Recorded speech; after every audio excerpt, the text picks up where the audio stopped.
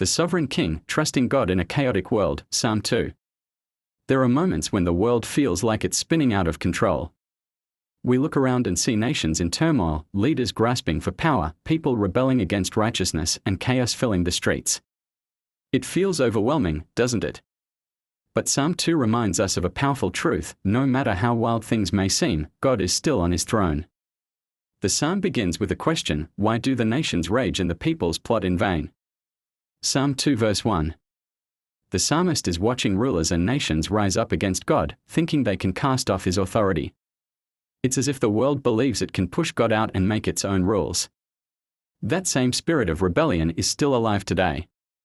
We see it in societies that reject God's ways, in leaders who exalt themselves, and even in our own hearts when we resist his rule.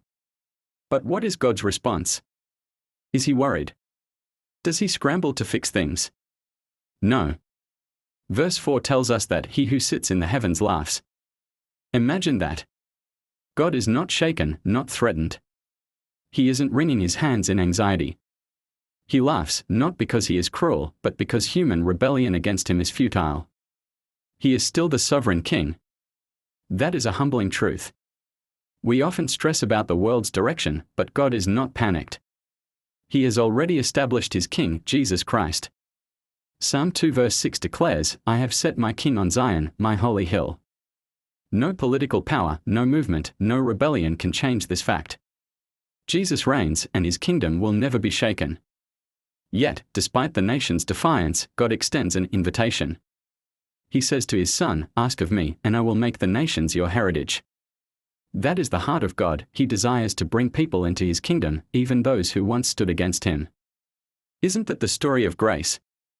We were once rebels too, resisting his rule, but through Christ we have been brought near. And then comes the call: serve the Lord with fear, and rejoice with trembling. Kiss the Son, lest he be angry. This is not a call to dread, but to reverence and surrender. To kiss the Son is to submit to Jesus, to acknowledge him as Lord. It is to bow before the true King, not out of fear of punishment, but because we see his love, his justice, and his mercy. The psalm ends with a promise: blessed are all who take refuge in him. That is the invitation for you and me today. We can look at the world and feel anxious, or we can take refuge in Jesus. We can fight against God's authority, or we can surrender and find peace. So where is your heart today? Are you trying to rule your own life, resisting his leadership?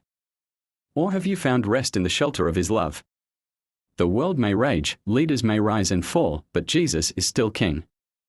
And blessed deeply, unshakably blessed are all who take